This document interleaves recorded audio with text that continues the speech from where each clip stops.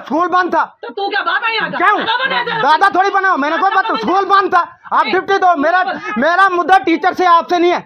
Video बनाने का ये मकसद था मेरा कि कल मेरे ऊपर कोई आंच ना आए, क्योंकि आपने उस वीडियो में ये भी देखा होगा मैडम इतना बहस करने के बाद, इतना गलत शब्द यूज़ करने के बाद में बोलती हैं कि तूने मेरी चुन्नी खींची है तो मैं ऐसा तेरे ऊपर केस लगाऊंगी। यही देख लो, अगर अब मैं वीडियो नहीं बनाता तो मेरा तो काम तमाम था, मेरे को तो जेल में डाल देना था इन लोगों ने। नहीं होता नहीं, मेरे स्कूल के बच्चों के पेरेंट्स कुछ नहीं बोलेंगे। ये कौन बाप दादा आया था बोलने वाला? ये अपने आप को समझता क्या है? मैं चप्पल खोलूंगी ना, वो हालत इसकी करूंगी। आदाब, स्ट्रेट लाइन में आप सभी लोगों का बहुत बहुत स्वागत है। हाल ही में आपने देखा होगा कि एक वीडियो जो है वायरल हुई, जिसमें एक उस्ताद किस तरह से जो है एक शॉपकीपर से बात कर रहे थे, उनका तरीका किस तरह का था, आपने वो देख ही लिया होगा कि एक वायरल वीडियो थी और काफ़ी तेज़ी से वो वायरल भी हुई।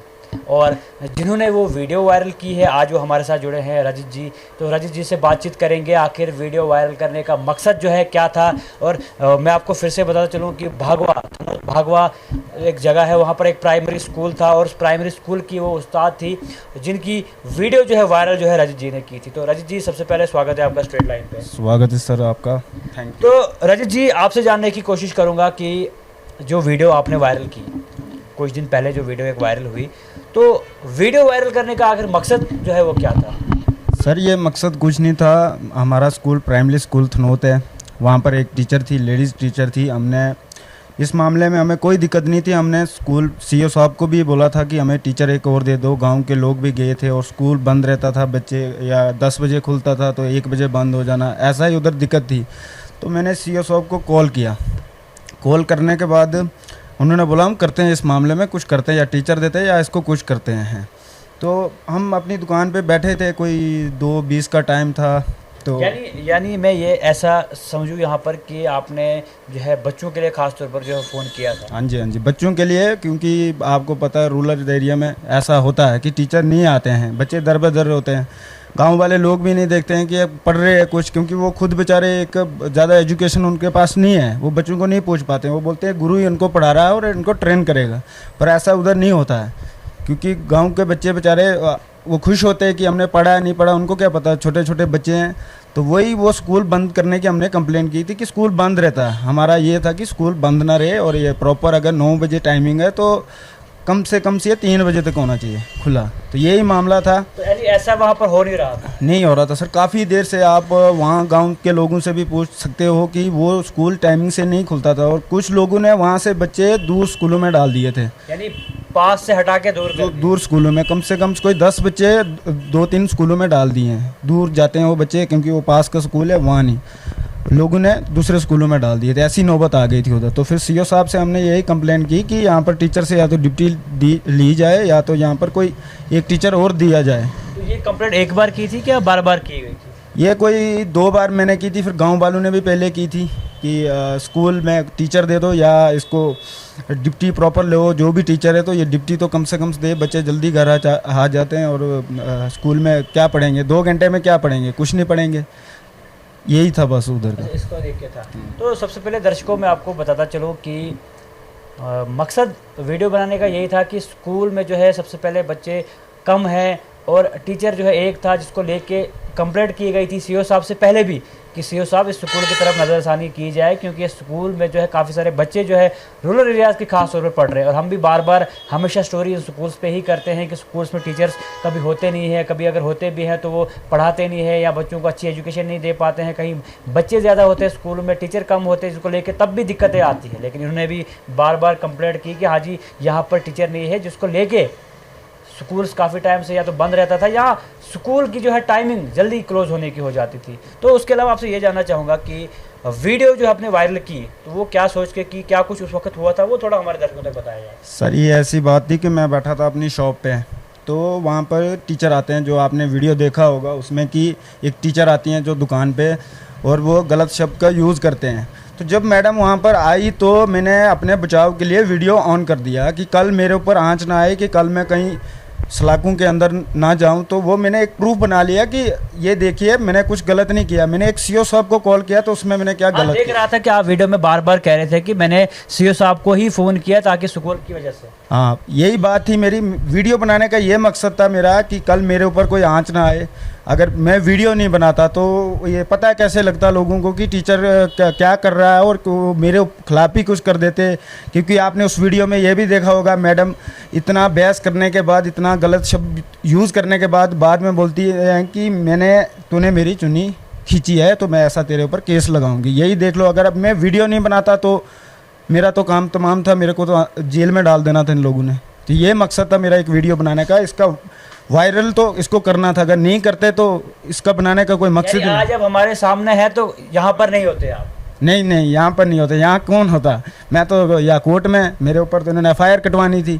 अगर वीडियो नहीं बनाता कौन देखता? इतने लोगों को कैसे पता लगता कि किसकी गलती है? अब मैंने वीडियो बनाया, वीडियो में प्रॉपर दिख रहा है कौन उधर जाके बोल रहा है। मैं एक गुरु जो बच्चों को पढ़ाता है, और वो देखो उधर कितने गंदे शब्द यूज़ करते हैं कि तेरे बाप का स्कूल है।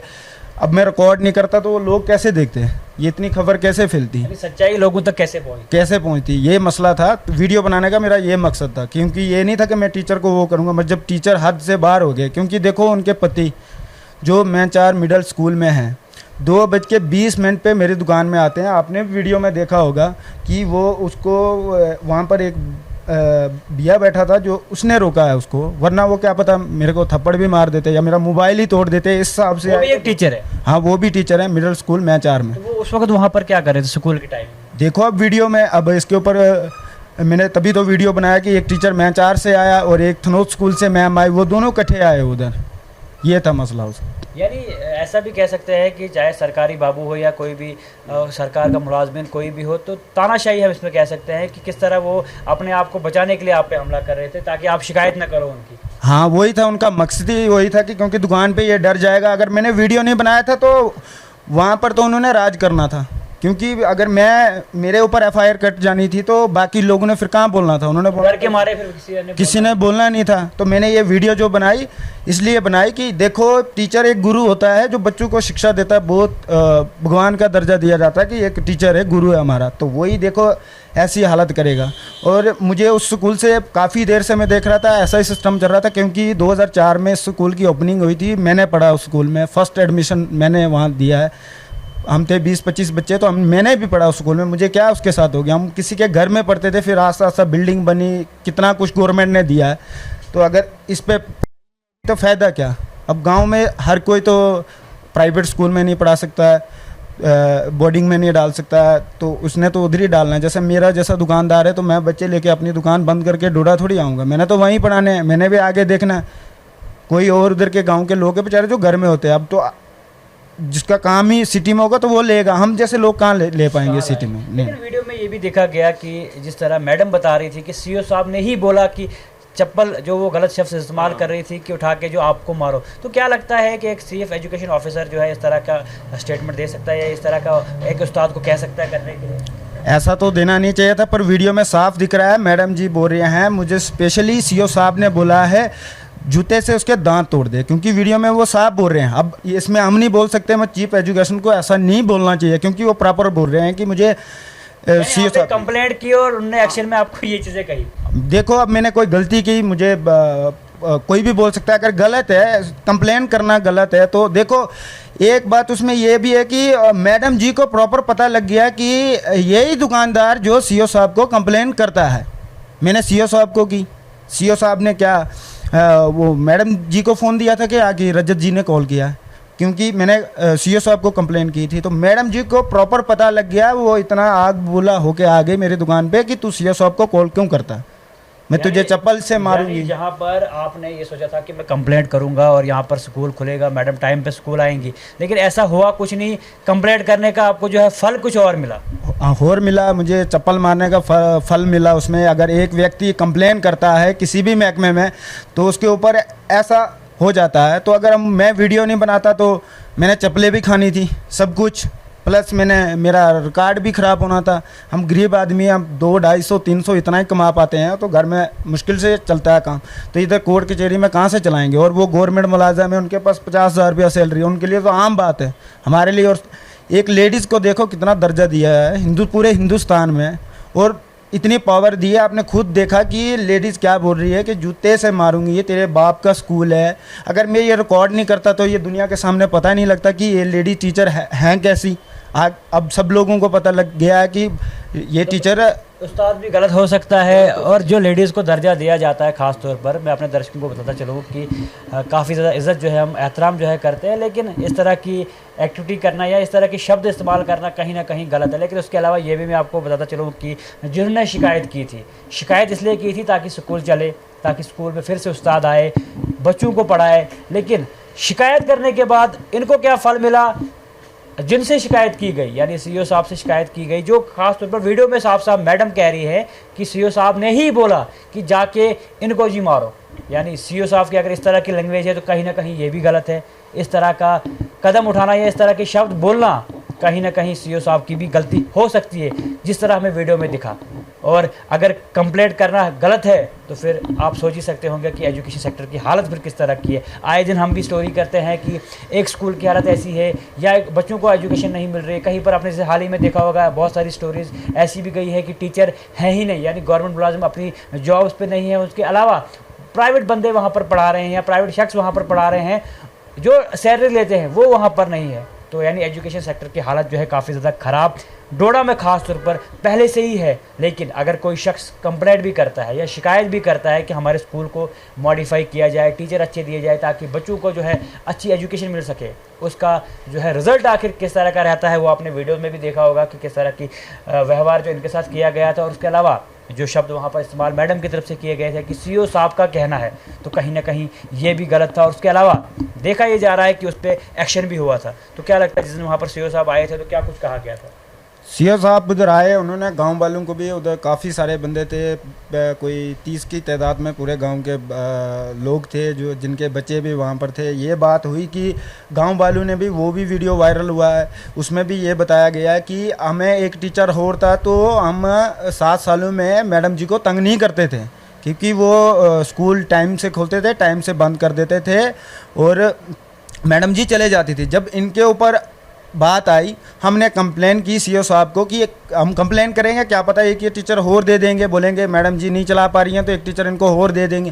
पर ऐसा हुआ नहीं। मैडम जी मेरे ऊपर आके कि मैं अकेली रहूँगी तो इसको नीचे दबा दूंगी, ये चुप हो जाएगा, पूरा गांव चुप हो जाएगा, मैं अकेली आऊँगी अपनी मर्जी से। स्कूल खोलूँ या ना खोलूँ इसमें मेरा कोई वास्ता नहीं है। एक और चीज़ आपसे जानना चाहूँगा, जब सीईओ साहब वहाँ पर आए थे तो क्या आपने ये बात सीईओ साहब से की थी कि आपने मैडम से ये कहा कि चप्पल मारने के लिए? हाँ, मैंने ये बात की। मैंने अपना जो वीडियो था मेरे पास, मैंने उनको वो क्लिप बताया। सीईओ साहब ने बोला मैंने ऐसा नहीं सुना है। मैंने कहा मेरे पास वीडियो है, मैं आपको सुनाता हूँ। तो सीईओ साहब ने जब सुना तो सीईओ साहब ने ये कहा कि एक चीफ एजुकेशन ऐसा बोल सकता है टीचर को, इसकी भी मैं बात करूँगा।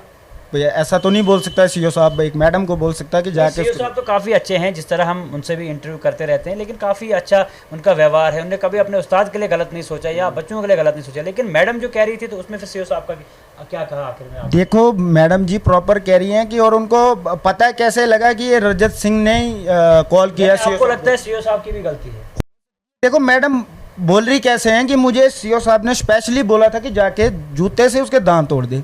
अब एक दुकानदार अपनी दुकान में बैठा है, मैडम जी को रोड इतना है, रोड से चले जाती, मेरी दुकान पे क्या था उधर। अगर मैं वीडियो नहीं बनाता एक गरीब इंसान को तो उन्होंने कोर्ट में घसीट लेना था, और ख़ुद उन्होंने तो मज़े से नौकरी करनी थी वहीं दादा बन के। जब तक ये केस की सुनवाई होनी थी तब तक तो मेरे को पनिशमेंट तगड़ी मिलनी थी। और मैडम जी का ये जो मैंने अच्छा काम किया, एक वीडियो बना लिया कि देखो मैडम जी की हालत देखो, कहीं बाकी दूर एरिया में भी ऐसी मैडमें होंगी जो लोगों को ऐसा बोलती धमका के रखा है, तो उनको उनसे डरने की कोई ज़रूरत नहीं है। उनके वीडियो आप बना लो, क्योंकि अगर तो वीडियो बनाना कहीं ना कहीं गलत है, लेकिन सेल्फ डिफेंस पे आपने ये वीडियो बनाई है। जब आपके ऊपर कोई बात आएगी आप बना सकते हो, ऐसे नहीं बना सकते हो। कोई बैठा है तो उसका वीडियो नहीं बना सकते हम, डायरेक्ट स्कूल में जाके तो वीडियो नहीं बना सकते। स्कूल में बनाया होता तो वो कहीं ना कहीं गलत था। और मैडम को ऐसा नहीं बोलना चाहिए कि बाकी न्यूज़ चैनल पे भी ये न्यूज़ वायरल हुई, यहाँ से जम्मू से भी ये न्यूज़ वायरल हुई, तो वहाँ पर मैडम जी को पूछा गया कि आप ड्यूटी टाइम से क्यों नहीं देते थे। तो मैडम जी ने कहा मैं ड्यूटी बहुत टाइम से देती हूँ, वो झूठ बोल रहे हैं, क्योंकि वीडियो देखने के बाद भी।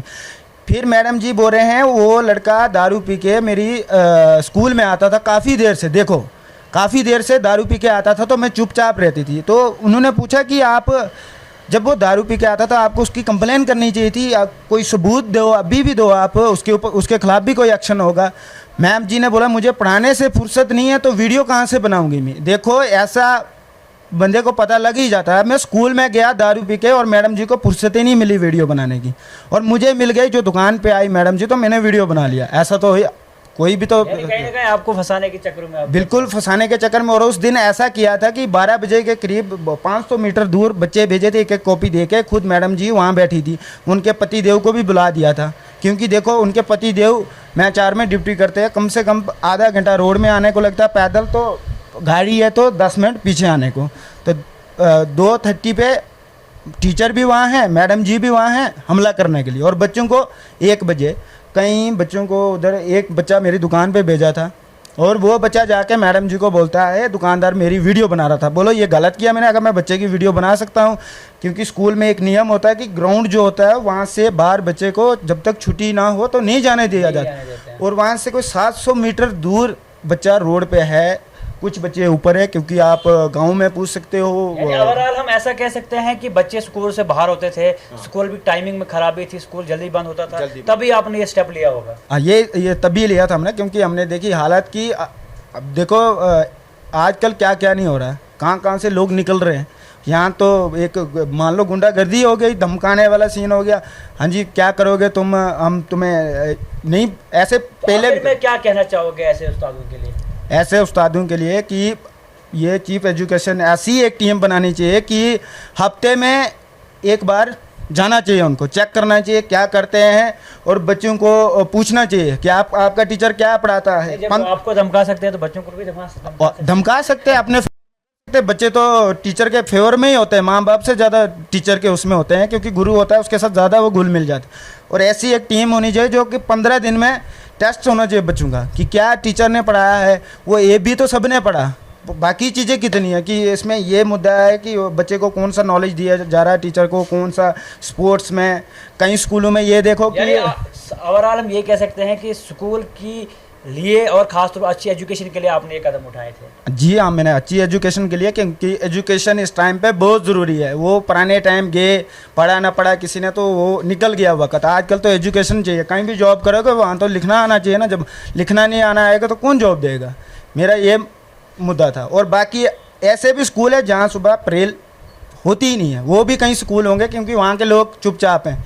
सुबह एक मॉर्निंग असेंबली होती है, उसमें बच्चों को थोड़ा एक्सरसाइज कराया जाता है, कुछ कराया जाता है, आधा घंटा उसमें दिया जाता है, बच्चा थोड़ा खुल होता है, वो अपना एक आप चाहते हो जिस तरह सिस्टम बाहर, एजुकेशन सिस्टम बाहर है, तो उस तरह डोडा में भी और खासतौर पर रूरल एरियाज में भी मिले होना चाहिए। जब ऊपर गवर्नमेंट ने दिया हमें स्कूल में, आज क्या क्या नहीं दिया, लाइट दी, कंप्यूटर दिए, स्पोर्ट्स के लिए कितना पैसा। इसके अलावा आपसे ये जानना चाहूँगा कि मिड डे मील की अगर हम बात करें तो काफ़ी टाइम से देखा जा रहा है कि पेमेंट भी नहीं दी जाती है। उसके अलावा ये सब चीज़ें भी कह रहे हैं कि स्टेटमेंट भी हमारे पास पड़े नहीं होती। इस बारे में कुछ आपका कहना है? देखो सर, मैं खुद करियाने की शॉप करता हूँ। उस स्कूल के लिए मेरा राशन 2 साल से गया था, पीछे 1 महीना स्कूल खुला था तो तब कभी मेरा बिल अभी तक नहीं मिला है, और इस साल का भी मुझे कोई पेमेंट नहीं मिला है।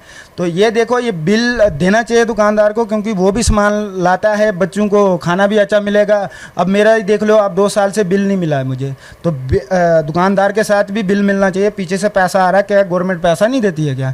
यहाँ बोलते हैं पैसा नहीं मिला है, कितना टाइम लगा देते हैं। उनको पैसा तो नहीं मांग रहे तभी वो हमला कर रहे हैं? नहीं सर, नहीं, उसमें कोई जिक्र ही नहीं है। अगर कोई वो जो मिड डे मील बनाते हैं सर, उनकी ड्यूटी ऊपर लगा दी है, पर चार्ज उनके पास है।